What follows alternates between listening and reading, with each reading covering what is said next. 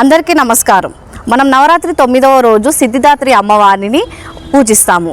అయితే సిద్ధిదాత్రి అమ్మవారిని ఎందుకు పూజించాలి అని అంటే, ఒక సాధకుడు నాలెడ్జ్ గెయినింగ్ ప్రాసెస్లో ఉన్నప్పుడు ఏంటంటే తను కాజేషన్ గురించి తెలుసుకుంటాడు, అలాగే ఈ స్పేస్ గురించి తెలుసుకుంటాడు, ఈ టైం గురించి తెలుసుకుంటాడు. సో ఇవన్నిటి గురించి తెలుసుకొని ఒక అట్మోస్ట్ పీస్ స్టేట్కి అనేది వస్తాడనమాట.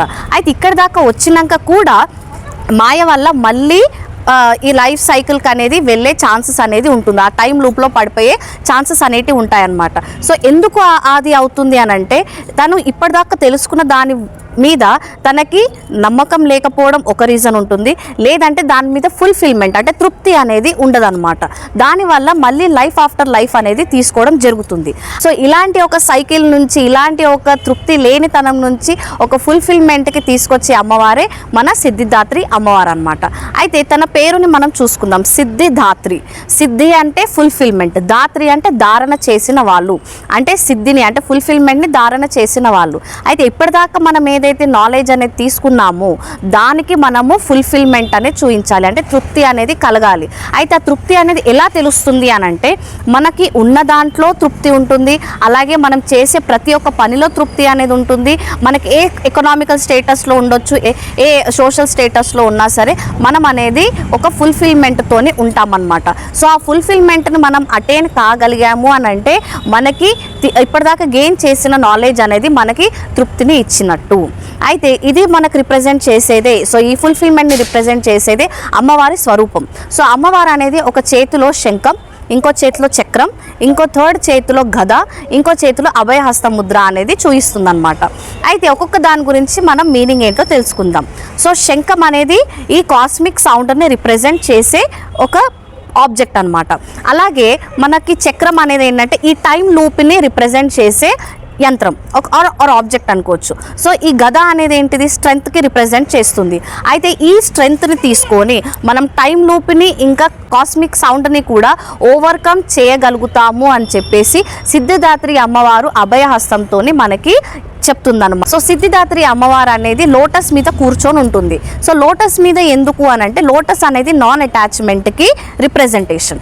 అయితే ఇవన్నీ కూడా కావాలి అంటే, ఈ టైం లూప్ నుంచి బయటికి రావాలన్నా సరే, ఈ కాస్మిక్ సౌండ్ నుంచి బయటికి రావాలన్నా సరే, మనకి స్ట్రెంగ్త్ రావాలన్నా సరే, ఈ పాత్ని ఫాలో అవ్వడానికి మనకి నాన్ అటాచ్మెంట్ అనేది చాలా అవసరం అనమాట. సో నాన్ అటాచ్మెంట్తోని వెళ్ళడం కాదు, నాన్ అటాచ్మెంట్తోని ఉండాలి. అందుకనే తను కూర్చొని ఉంటుంది లోటస్ మీద, తను హోల్డ్ చేయదు.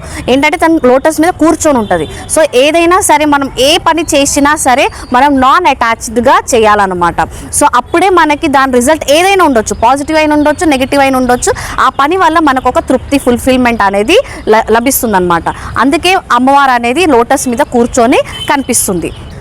సో అమ్మవారికి మనం పెట్టే ప్రసాదం ఏంటిదంటే నువ్వులు, సెసమి సీడ్స్. సో నువ్వులని మనం అమ్మవారికి ప్రసాదంగా పెడతాం.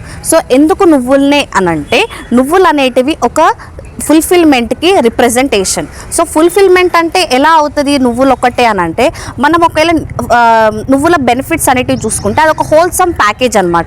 సో అది మన బాడీలో ఉన్న ప్రతి ఒక్క ఆర్గన్కి కూడా కావాల్సిన న్యూట్రియంట్స్ అనేటిది మన నువ్వులు అనేటివి ఇస్తాయన్నమాట. సో అందుకనే నువ్వులని ఒక ఫుల్ఫిల్మెంట్కి రిప్రజెంటేషన్గా తీసుకుంటారు. సో ఇదే నువ్వుల్ని మనం ఇంకొక సిచ్యువేషన్లో కూడా అబ్జర్వ్ చేయొచ్చు. సో ఎప్పుడైతే పిండ ప్రదానాలు చేస్తారో అప్పుడు కూడా మనం బ్లాక్ నువ్వులు ఇంకా అన్నం రెండింటిని కలిపి ముద్దలాగా చేసి వాళ్ళకి పిండాలు అనేటివి వదులుతారనమాట.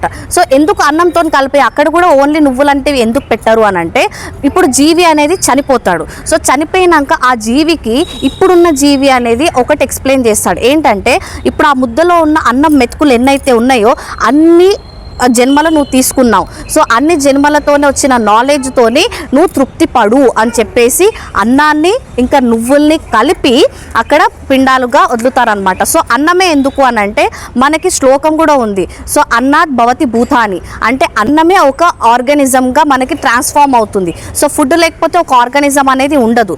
సో ఫుడ్ ఉంటేనే ఒక ఆర్గానిజం అనేది జనరేట్ అవుతుంది. కాబట్టి మనకి అక్కడ అన్నాన్ని ఇంకా మన నువ్వుల్ని కలిపి పిండాలుగా వదులుతారనమాట. సో అక్కడ ఒక జీవిని తృప్తి పడుమని చెప్పేసి చెప్పడానికి అలా చేస్తారు. సో ఇక్కడ మన సిద్ధిదాత్రి అమ్మవారికి కూడా ఆఫర్ చేయడం ఏంటిది అని అంటే, సో ఎలాగైతే నువ్వులు మనకి హోల్ బాడీకి కావాల్సిన న్యూట్రియంట్స్ అందించినట్టుగా మనం తృప్తి పడతాము, అలాగే మన జీవితంలో వచ్చే ఎలాంటి సిచ్యువేషన్స్ అయినా సరే మనము ఒక తృప్తితోనే తీసుకోవాలి, ఒక కంటెంట్మెంట్తోనే తీసుకోవాలన్నమాట. సో దాంట్లో ఇది బాగాలేదు, అది బాగాలేదు, నాకు దీంతో సంతోషం రాదు, దాంతో సంతోషం రాదు అనేది మనం పెట్టుకున్నాము అంటే స్టిల్ వీఆర్ అటాచ్డ్. ఇంకా మనకు అటాచ్మెంట్స్ అనేటివి ఉన్నాయి. అది ఐదర్ మన బాడీతోనై ఉండొచ్చు, మన చుట్టుపక్కల ఉన్న ఎన్విరాన్మెంట్తోనైనా అయి ఉండొచ్చు.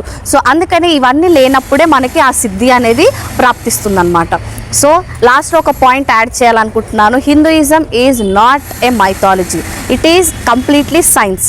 సో అందరూ కూడా సాంస్క్రిట్ లాంగ్వేజ్ నేర్చుకొని ఇలాంటి హిడెన్ నాలెడ్జ్ని మళ్ళీ బయటికి తీసుకొచ్చి మనం నేర్చుకుంటే మనకెంతో నాలెడ్జ్ అనేది లభిస్తుంది.